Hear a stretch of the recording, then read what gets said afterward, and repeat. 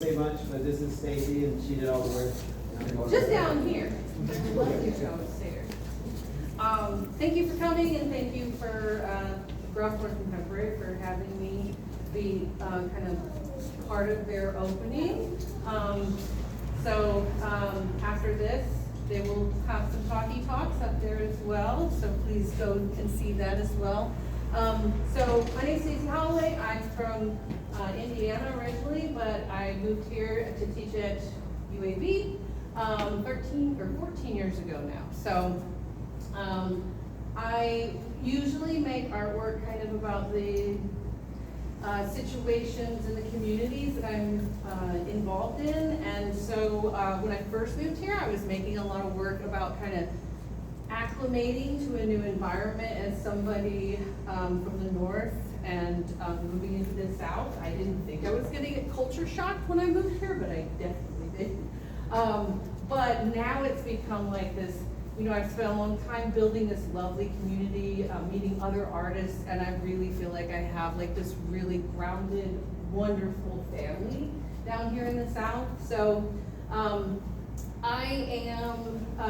very connected to my family, and so a lot of my stuff comes from the situations and the different people within my family. So I feel like a lot of people do have people in their family or closely related or close friends of theirs that have a lot of mental health issues.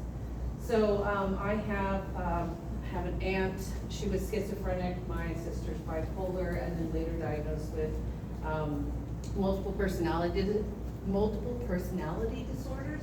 And then my nephew is a melting pot of everything, a poor guy. So I really started to take notice of this when I was in undergrad, when he was born, and it was really evident when he was a baby, some of the struggles that he had to deal with. So then I started kind of shifting that idea of like feeling like an outsider to, my God, this kid who's like just living in where he's always lived, he feels like this every day.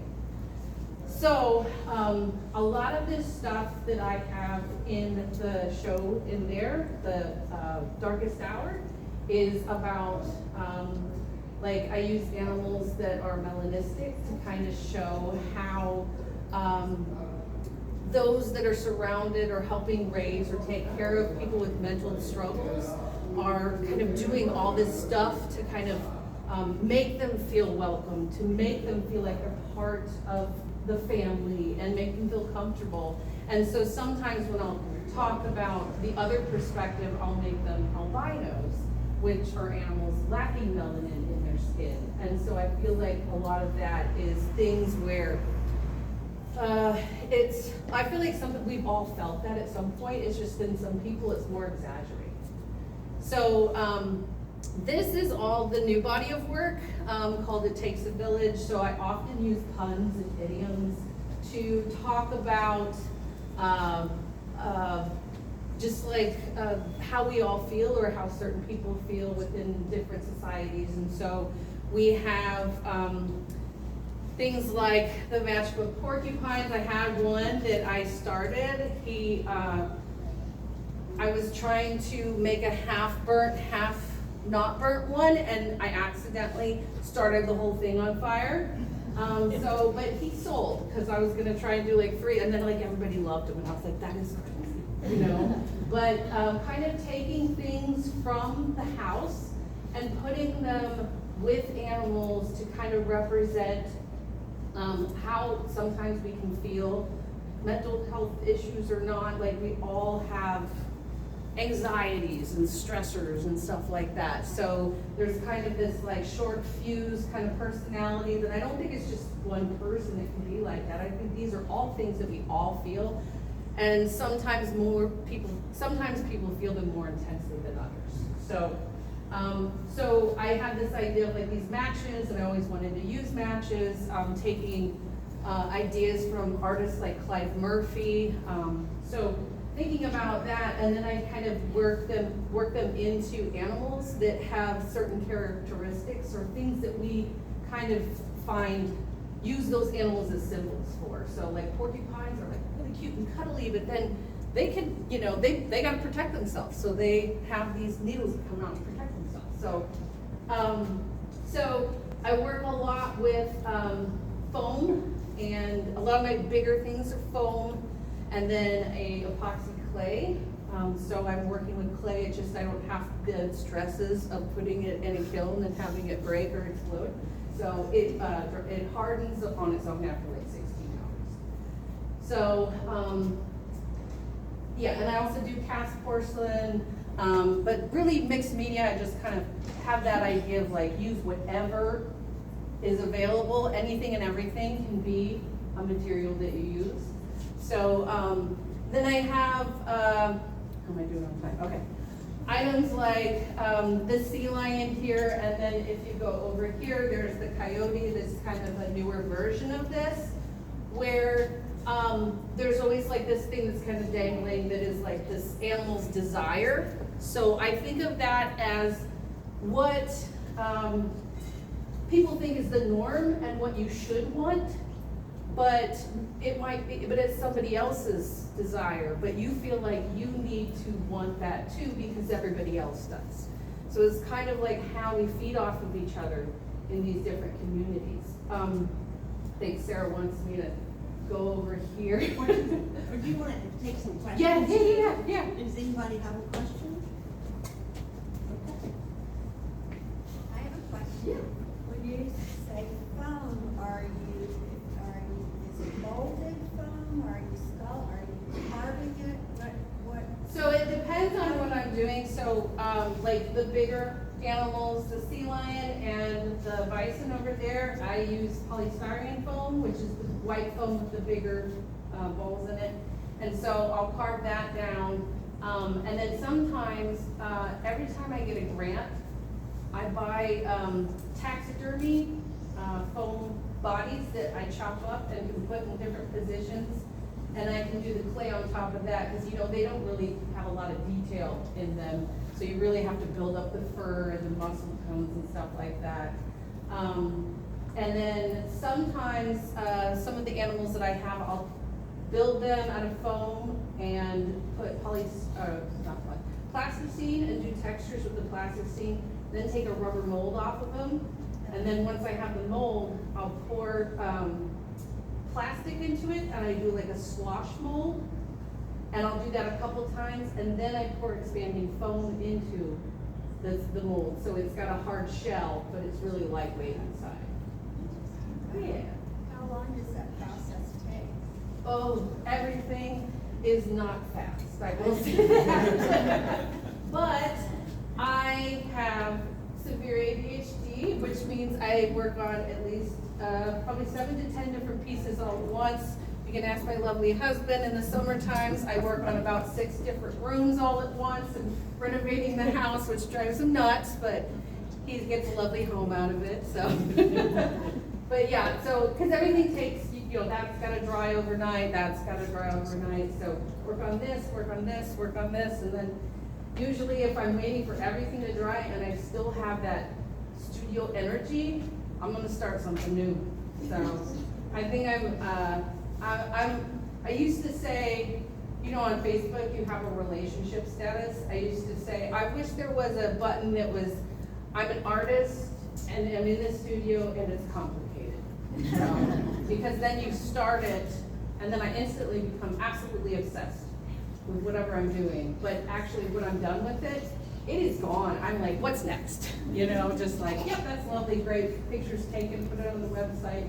What's next? So, yeah. So are you tempted to pick up roadkill when you see it? No, no. I grew up with animals. So my mother and I used to volunteer at the wildlife rehabilitation centers. So grew up kind of like really unusual situations where we'd have to feed the injured hawks, and then like we had all these hamsters, so the people at the pet stores knew us well. They would give us the animals that nobody would take. So I remember help raising a mentally challenged cockatiel that would fall off his, you know, So, we had flying squirrels and bunny rabbits and stuff like, anytime somebody in our neighborhood found an animal, they were like, here.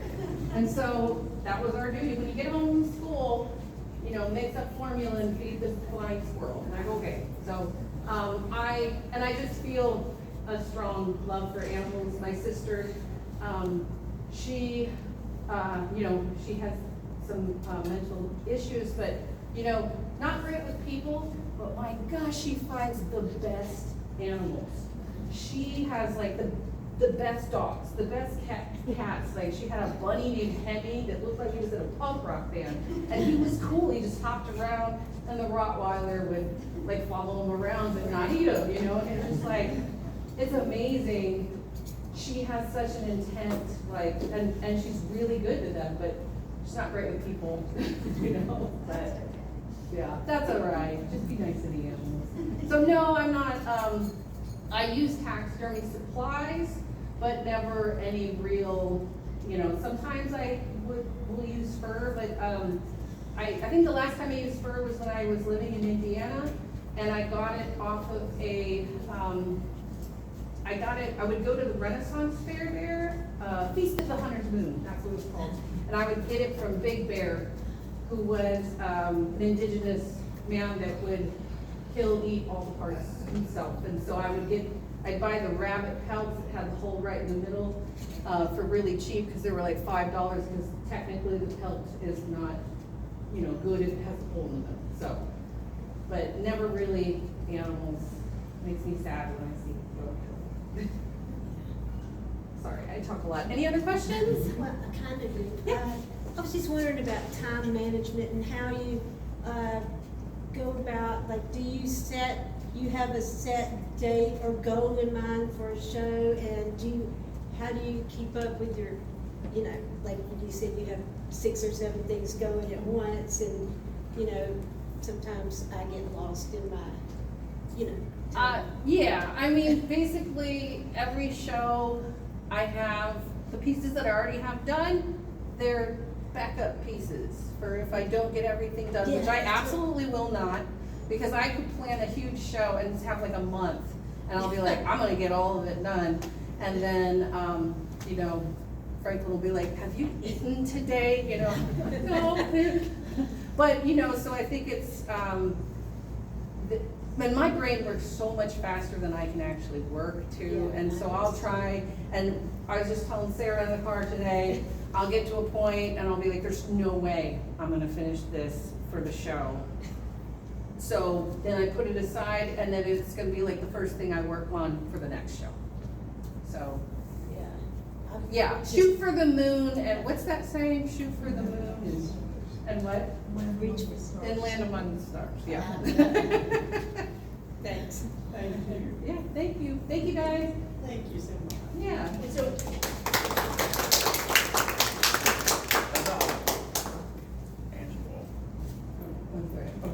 So we're going to take mainly the elevator because the stairs are so nerve-wracking to go that way. Yeah, single file if you go up the stairs, if you fall, it's on you guys. The railing is not been put up, it's going to be put up Monday.